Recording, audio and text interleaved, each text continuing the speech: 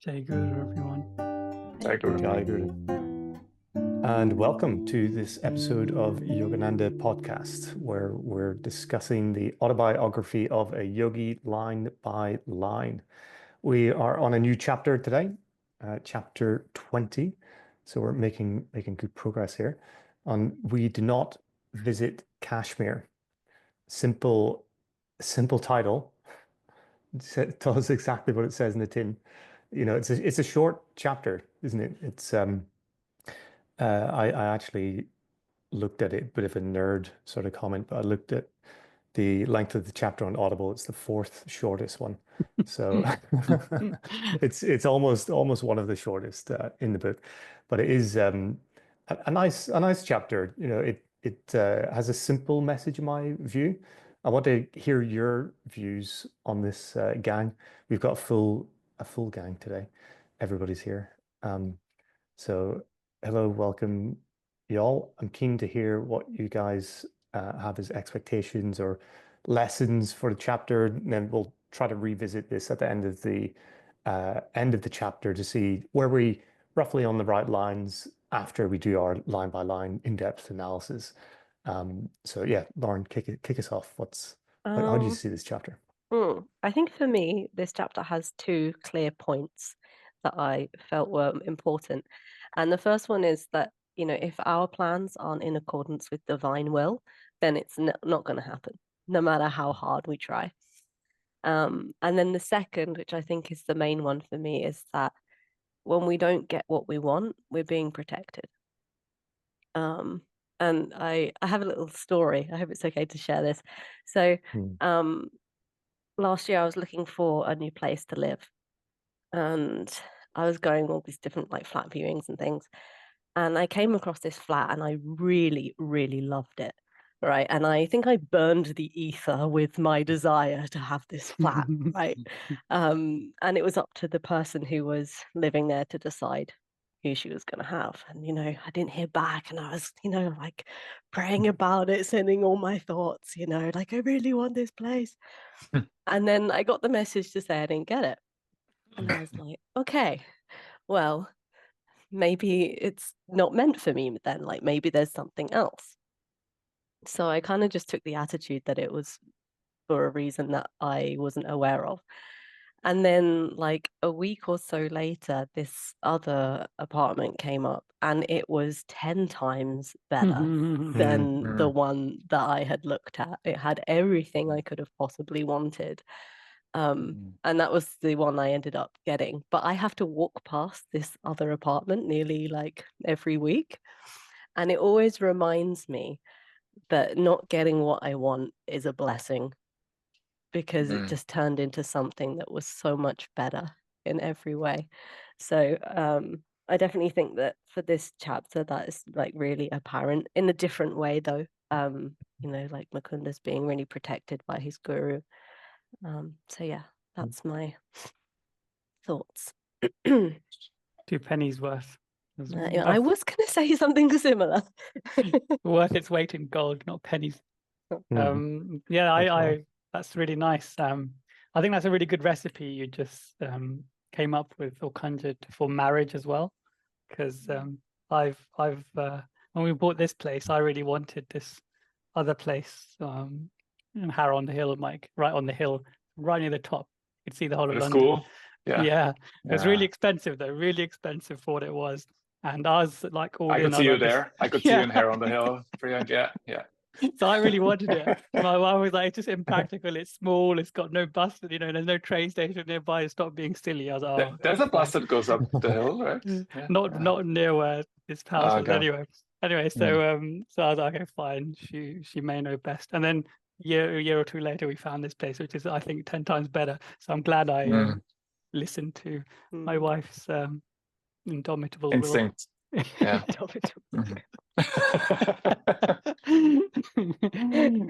They usually know best wives. Lauren, you wait till you get married, you'll have your way more often. Might not happen, Priyank. Not be putting me on that train just yet. Do I speak truth, Chris, or not really for you? Happy wife is a happy life, and often woman's sense of intuition is very strong. Yeah. And I think that's true in my experience. Going back to this chapter, so my experience of it is similar to Lauren's, and in that really Guruji's, like his teaching of don't have a will of your own, just abide by God and Guru's will and put your ego to one side. There's all the things that I thought of, especially in terms of Guruji's, illness that Sri Yukteswar was kind of protecting so he could heal. So it's really it's a really endearing story, and one that we can learn a lot from, especially when, as in Lauren's case, we really want something, or in my case as well. Just another story or example, this whole chapter I think is of like swimming with the tide, like don't go against the grain. Like Mukunda tries and tries to make it happen, which leads to the question, like, and Lauren's case as well, because like she was like trying to burn the ether with that will, right? And and Mukunda is definitely doing something similar in this chapter, right? With this his desire to go to Kashmir, but if he had that desire so strong, surely it would have like pushed the illness to one side. So maybe we can talk about that when it comes. But because if sometimes like the heavens work with you, don't they? And then surely like imminent or a preordained illness may have like been shoved to one side, especially if it's someone like Mukunda. But maybe we'll get that answer in the next chapter, because he gets to go in the next chapter. Then the end of this chapter is also really nice, and there's a really long footnote about Shiva and Parvati, which are Chris and my favorite topics in the Himalayas. So we're gonna hopefully do actually whole episode on that in this 4-part series for this chapter. Thank you, Greg. Yeah, going last, I have little to add here. I think I remember. I think you guys captured the theme really well. I remember first time I read the autobiography of a yogi, I knew very little about India, and when he mentioned Kashmir, I was intrigued. I was like, what is this place? And in this chapter, and especially in the next chapter, where they actually go there, he describes it as the most beautiful place with valleys, lakes, mountains, everything. So it created a desire inside of me to go there sometime. Not happened yet, but maybe one day. Yeah, nice. Thanks, guys. I think I had similar thoughts, that the guru works in very subtle ways, not necessarily through themselves, but through others, and that we should be open and perceive these things. Like, Lauren, you made a comment that you had this refusal, and you kind of go with the flow a little bit, and you ended up where you were. But maybe this is the guru working through others to guide us, right? And Yogananda says in the chapter that it's not logical or normal ways. So it's difficult to reason with it. We have to intuitively pick it up. So yeah, these things I thought definitely jumped out at me. And just to pick up on something you guys were talking about there in terms of relationships and marriage, and let's say agreeableness goes a long way. And I would say it maybe in a different way, that it's not seeking confrontation when people might have a disagreement, or there's some sort of not conflict or blocker there. How you go about continuing with your life, we're going to see that it's not the first time that Sri Yukteswar refuses to go on this trip. He's been doing it many times, and Guruji handles it in a quite a resolute way, but doesn't seek out confrontation with his guru. And I think there's a lesson in there that I guess we can pull apart as we go through the chapter, to maintain harmony in relationships and so on. So yeah, cool. Shall we kick off the chapter then? We see it's a bit of a comical start to the chapter, where Guruji goes to his father and simply requests tickets, 6 railway passes to Kashmir. It's quite a few, really, to go to the father with, and I presume he's able to get these on either a heavy discount or for free or something, because it's not too close. So I'm sure it'd be quite expensive. And so he requests 4 friends to accompany him and master and himself, so that there's the 6 to the Himalayan foothills in Kashmir for a summer vacation. I thought this is quite bold, you know. I didn't ask my father for too much, but I knew my dad was always very generous. But I got the impression that there is a bit of an assumption in here that the dad was going to give him what he wanted, Mike. I think it helps if your dad works at the railways and he can just give you those tickets without, I would assume, without spending his own money there. So it seems like Guruji has asked him many times for those tickets already and hasn't worked out. So it didn't seem a huge deal to him. Yeah, he called it a cock and bull story, the dad, and he was laughing heartily. So he he recognized that this is the 3rd time that Guruji had made a request, and he said, "Didn't you make a similar request last summer and the year before that?" And he sort of rounded it off to say that Sri Yukteswar in particular has been refusing to go at every step of the way. So is not giving in to Guruji's request immediately, given that the substance of the trip being that he wants to spend time with his guru, it sounds like hasn't really been manifesting, Priyank.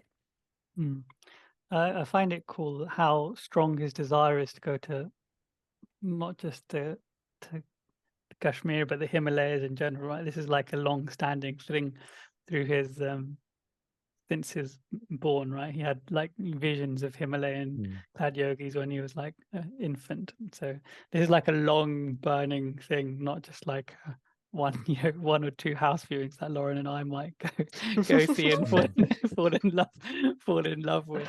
Yeah, but Chris and I can sympathize a little bit, can't we, Chris? Because we've been wanting to go to Kailash for some years, and I certainly did before I went, and I've been a few times now, and also went to the Himalayas in general a few times. So I don't know if it's Guruji's influence or it's like it's it's right inside my being, but I can fully sympathize with how strong his desire is. And it says 3 times that he's tried this, and he says the cock and bull story. I love this because it's like really good banter, isn't it? Between father and son. Yeah, it's nice to see the banter, the bit of teasing and the sort of lightheartedness, because we often see his father depicted as a bit of a disciplinarian, where he's more of a recluse and takes his work very seriously and so on. But it's really nice to see this jovial nature between the 2 of them here. And so Guruji recognizes, hey, this is true, that he doesn't know why that Sri Yukteswar doesn't give him a definite word about Kashmir. And this is, I suppose, the point I was making there at the top of the episode, where the relationship doesn't depend on this clarity between the 2 desires, let's say, to go to Kashmir and to not. And so Guruji simply accepts it in some way. So he says that, I don't know why Sri Yukteswar won't give me his definite word, but if I do get the passes, somehow he thinks, Guruji thinks that Sri Yukteswar will agree to go on the journey. So I love that sentiment. He's sort of trying to sway Sri Yukteswar relentlessly to go with him on the journey, rather than have some sort of confrontation with him. It sounds that way. And he's refusing Sri Yukteswar in this footnote that comes along with the sentence here. Sri Yukteswar refuses to make any explanation. And I'm sure that would have been quite frustrating, because as you said, Priyank, this is a lifelong dream, really, of Guruji to spend time there. And for the last couple of summers, he simply did not think that the time was ripe for the unfolding illness that would happen there. So interesting comment there in the footnote. And it made me think, what does this sort of indicate? What does it tell us? That the time was not ripe for the illness. And we think of illness and things like this in terms of karma. So would the illness potentially be triggered by a location or event in this sense? I'm just curious to see what you guys think about that, because it raised questions more than it gave answers to me. Yeah, I was a bit confused by this as well. So I think when he's saying that the time was not ripe for his illness, that's Sri Yukteswar's illness. So in the next chapter, Sri Yukteswar becomes ill during their trip in Kashmir, like his body weight goes down to half his size, and obviously we're going to cover that in the next chapter. So his illness, I think he's referring to Sri Yukteswar here. And but I find it quite cool that Mukunda is coming up with such ingenious ways, like having tickets ready, saying, "Oh no, you can't refuse now because look, tickets are purchased. It's all been signed and sealed. You have to come now." But going back to your point, Chris, about the timing, it's going to raise some interesting topics about when destiny comes into play, exactly when. Yeah, It's really sweet and childlike, isn't it? To think, oh, I have tickets, so you have to say yes. You know, like that's not going to stop a divine guru. If he doesn't want to go, he's not going, whether you've got tickets or not. But I think it is so sweet. Yeah. And it's almost, it's like a little offering as well as like a bargaining tool. And I think it's really quite nice. It's funny that even if you have foreknowledge of the future, sometimes it's not really that useful, right? You can make your own decisions, but Yukteswar doesn't really feel like he needs to share all of this right now. He just feels like, I need to just play it slow right now and just wait for the right moment. And Mukunda is frustrated by that. But I guess that's just how it is. There's no way to get around this awkwardness. You know, the other thing I noticed here that I touched on earlier was that Guruji didn't go begging for these tickets. It's almost more of a demand, isn't it? But he is very sweet about it. He said, "May I have 6 railway passes?" But he does go in strongly, and this is the 3rd time, so he's not deterred by the previous failed attempts, let's say, to swoo Sri Yukteswar and so on. And it reminded me of a teaching that Guruji often has said, that we should not be beggars when we pray, when we talk to God, who's ultimately all of our fathers, or all of our Father. So there's a couple of readings here I thought we'll just touch on quickly before we move on to the next section, on this topic, but not being a beggar in prayer. As sons of God, we must believe that we have everything the Father has. This is our birthright. We do not have to beg, but to reclaim and demand from our Father that which we, through our human imagination, thought to be lost. It becomes necessary at this stage to destroy the wrong thought of ages, that we are frail human beings. We must think, meditate, affirm, believe, and realize daily that we are sons of God, and behave accordingly. This realization may take time, but we must begin with the right method, rather than gamble with the unscientific beggary of prayers and consequently be subject to disbelief, doubts, and the jugglery of superstition. And so this approach worked. Guruji got the tickets, and he mentioned that there was a moment that his father was unconvinced, but the following day he gave him some good-humored vibes and followed it up with 6 passes and a roll of 10 rupee bills.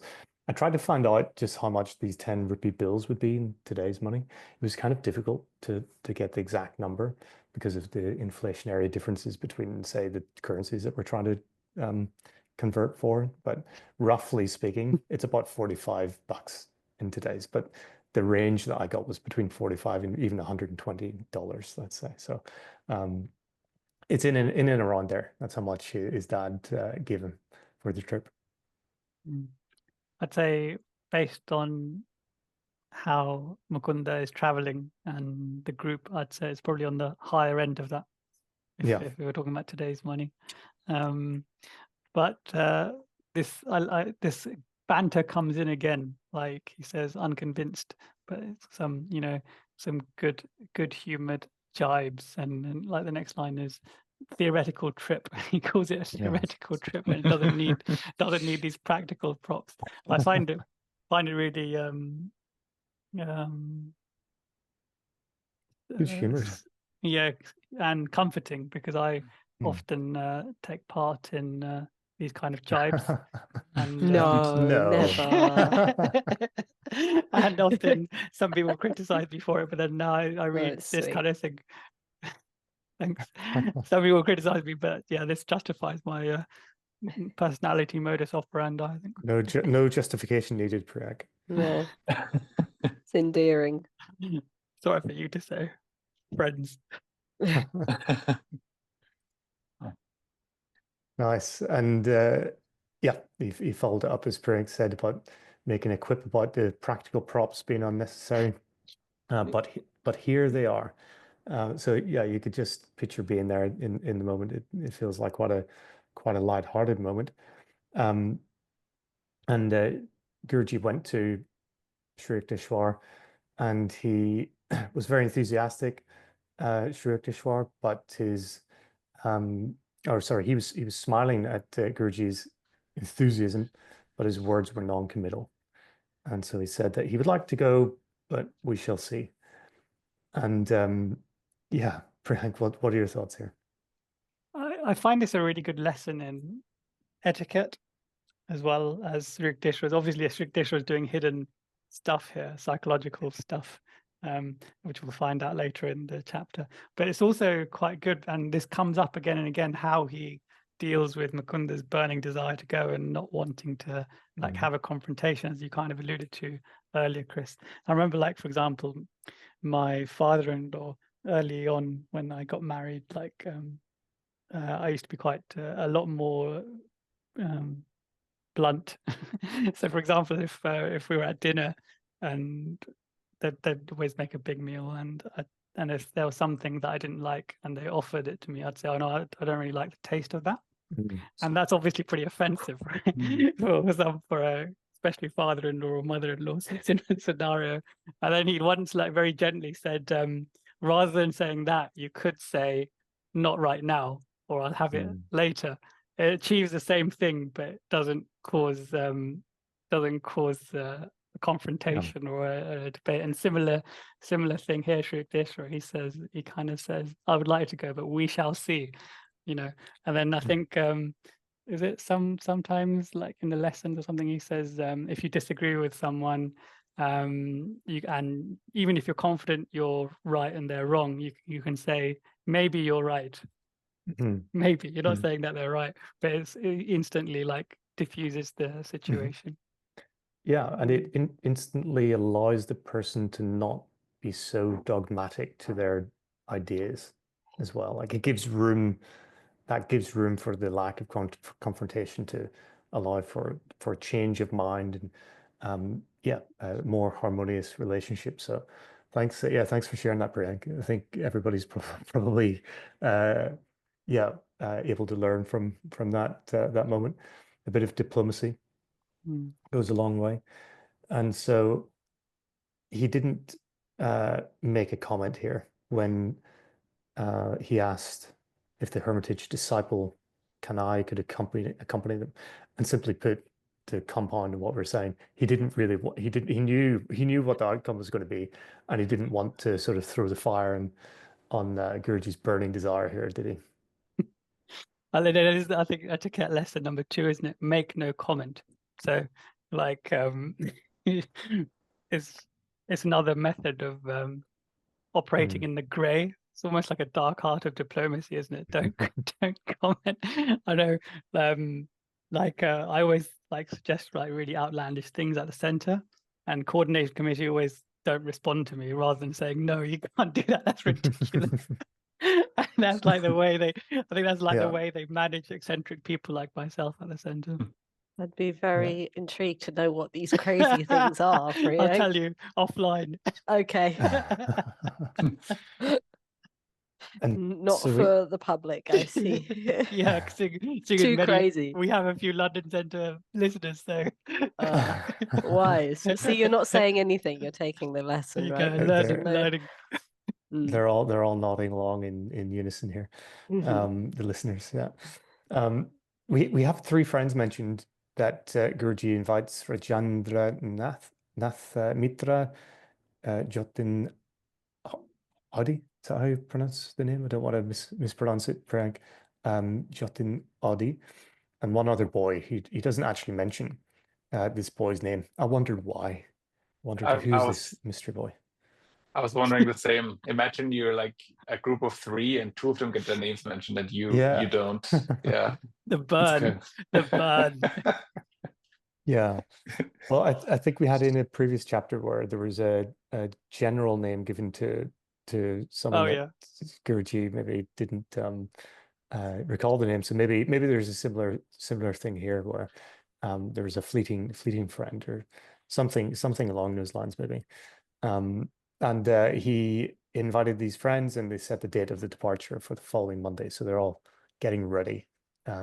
Yogananda probably assuming that his guru would accompany them at this stage.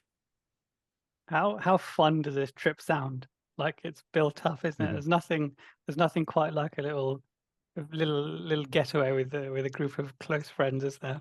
And this like really built it up really nicely. Mike, you were describing your summer vacations in Austria, right? You would go to like the with your friends in a car to all these cool locations in Europe. I was making me jealous. Being in Northern Ireland, we don't really have access to all these cool places like you had from Austria. Devil's Causeway is better than most places in Austria. Giants. At like one Giants Causeway. It's better than everything else 5 days a year or something. 5 days a year. Yeah. Summer vacation, short one. Now, I think the good thing in Austria is that you're so close to Italy and Croatia. So you just drive down there. Yeah. So Guruji had Kashmir that he was keen to go on, and it was quite the adventure that he was planning. Sorry, before we continue. I remember the reason I said Devil's Causeway is because I used to live near a place called the Devil's Punch Bowl. It was like this huge valley, and they used to say the devil caused it by punching it. Punching it, yeah.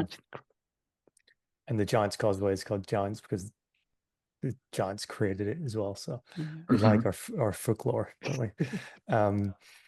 So we see the plans unraveling as the chapter then continues. And on Saturday and Sunday, so at the weekend, Yogananda said that he stayed in Calcutta, and there were marriage rites being read for a cousin of his, and this was being celebrated in the family home. I actually tried to dig into Mejda and other books to see could we see who this is and what some of the details were. I actually came across a story in Mejda where there was a family celebration in their home. It may have been the same one, but it didn't go into the details. I think it was a wedding celebration, and just there was a cool story in there about the reclusiveness of his father at this stage, where he would often simply retreat into his room, into his quarters, and do his meditations and so on. And he came out to simply tell the people to quiet down. But then once he saw, how much of a good time they were having and so on, he refrained from doing that and kind of retreated back into his quarters. So even in, significant events like this in the family home, his father was more reclusive, in that at this stage, focusing on his meditation, focusing on his practice and his kriyas and so on, which I just thought was really interesting point, that he was so dedicated to that practice, Yogananda's father. So whilst jovial with Yogananda, in this case, he was dead serious about his practice, and not mixing too much, even with family members. I thought it was an interesting insight that I picked up there from Mejde. So yeah, here we have then the trip is being kicked off. He arrives in Srinagar with his luggage in early Monday morning, and one of his friends, Rajendra, met him at the hermitage front door. So he made a comment, "Hey, Sri Yukteswar he's out walking, but he's refused to go." And I thought, oh, how convenient that he's out walking. Did you think the same, Craig? Indeed. Lesson number 3 in no confrontation etiquette: just don't be in the space where there's going to be a confrontation. Yeah, make yourself scarce. Yeah, and he's working through Rajendra here, where he's been the messenger. So he's expressing Guruji his grief, that obviously he's been given the news. This is the 3rd time that his guru has refused to go. But his response is one of defiance, and he says that he's not going to allow his father the 3rd chance to ridicule his plans for Kashmir. And I thought that was a sign of pride maybe kicking in here, that he's sort of digging his heels in, Mike. Yeah, it's an interesting situation because we know his dad is a very frugal person, but he still gave him the train tickets because Guruji this time just really convinced everyone, this time it's actually happening, we're going.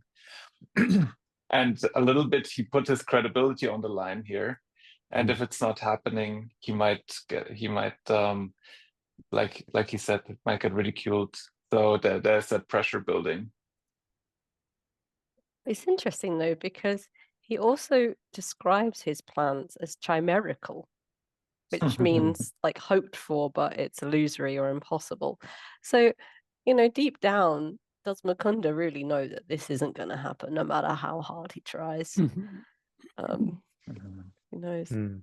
Seems this way after the 3rd attempt, that it's kind of anchored around Sri Yukteswar, right? So he's saying that the rest of us should go. That's his response, right? Prank. There's also a fine line between Paramahansa Yogananda narrating it 40 years on with hindsight or looking back, and half of it he's reflecting on what he actually thought at the time, and a little bit he's also reflecting from the position of Paramahansa Yogananda. So that could be from that latter. We don't know though. And even though his friend is acting as a conduit, as a channel for Sri Yukteswar here, he's unawares of really the deeper reasoning behind the refusal of Sri Yukteswar. So he agreed, we should all go. He left the ashram, Yogananda left the ashram at that point to find a servant, Kanai, that he knew that he wouldn't make the trip without Sri Yukteswar. So someone, he said, was needed really to look after the luggage. So the word servant, I think here, just to pick up on this, maybe this word is sort of lost in time now, given that this was 100 years ago. I don't know what it's like in India these days, but it's mentioned really later here that he this servant that he was looking at was already employed by the Srinagar schoolmaster. So presumably, he is getting paid. He's like an employee of sorts, and they calls him a servant because it's more of a kind of handy person that might do these sort of lower tasks of administrative tasks, or carrying luggage and so on. So for anyone sort of picking up on that, I think that's just a different title for the day than what we would use today. And so, yeah, we have the defiance, and we kind of roll into the next section where there is a bit of a prediction given to the boys, and as Yogananda goes about trying to push through his plans. He meets his guru in front of the Christian church, it says here, Lauren, in front of the near the Srinagar courthouse. I wonder if this is quite important that he's in front of the Christian church, purely because in the last chapter, Sri Yukteswar was described as a modern yogi Christ. And then here he is outside of the church. Maybe it's, not linked, but I thought it was interesting, at least, that that's where he was. Yeah. Yeah, for sure. It does seem to be mentioned here. And Sri Yukteswar was standing there unsmiling, and he said, "Where are you going?" And we know that he knows rightly that he knows where he's going, right? He's setting about making his plans, Mike. Yeah, it's still like we know what Sri Yukteswar knows now. And so we feel like he tries to somehow get him to not take the trip, Mukunda. And I think this is his strategy, kind of trying to be very innocent, and Priyank mentioned earlier that like the rules of engagement to not have a confrontation. And I think that's what he's doing here, being very, very careful and just unassuming.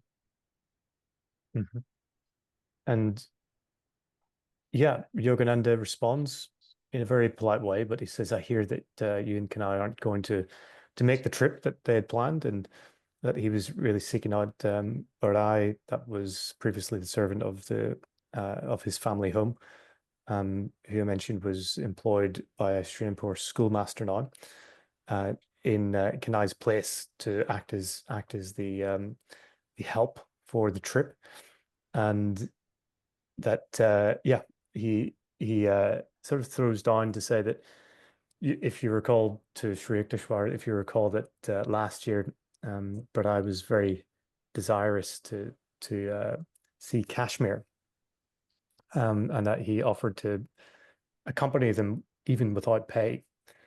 I like this sort of comment because it's still trying to lead with this positivity and this sweetness, where he's saying, essentially, why don't you want to go? Everybody wants to go. Why don't you want to go? And Sri Yukteswar replies, "Yeah, I recall Barai's keenness, but I don't think he's going to go." And so at this point, Yogananda feels exasperated, and he said that he is just eagerly awaiting for this opportunity. So a bit of defiance in there. And Sri Yukteswar says nothing and silently resumes his walk. Yeah, I feel like now it's not just that Sri Yukteswar doesn't want to go, but now he is manipulating the situation that Mukunda can't go. I feel like when he says, "I don't think Bihari will go," might have something to do with him in the end. Yeah, and it's tough times, isn't it? It's been stripped, little pieces have just been stripped away, and it's no matter how much Guruji is trying here, Sri Yukteswar is sort of taking the legs from underneath him in a sense, in the plans, Lauren. I wonder what the day would have looked like if little Mukunda had listened to his guru straight away. I wonder what kind of a day they'd have had together, or what might have happened differently. But it's definitely like a nice reminder, isn't it? It will save yourself from effort, at least, of going down roads that you aren't meant to go down. But in this case, that he didn't listen. I think the times where we don't listen and learn a lesson are sometimes the ones where you can write a story about it afterwards, right? Yeah. A fun one. Yeah, that's true. Yeah, very true. And the points of this part of the book is that there's just resistance, isn't there? There's just resistance. And sometimes I struggle between knowing when do we apply the willpower and push through the resistance versus listen to it, and that's where this divine intuition would come in, that we have to build and practice. But for now, that's going to be the end of this part of the chapter. so far, not so good, really. Yogananda set out with this desire and pushed through, the little resistance that his dad gave him, and he's pushing through the resistance that Sri Yukteswar has given him, and he's going to continue with his plans. We're going to see how that unfolds in the next chapter. Any comments here in the first part, gang? Did we cover it sufficiently for now? One quick Happy with one. I already thought that Mukunda saying that Kanai wouldn't go without Sri Yukteswar. That really touched my heart for some reason. That he would not take the trip without his master. How sweet must his attitude be towards his job and to serving the guru?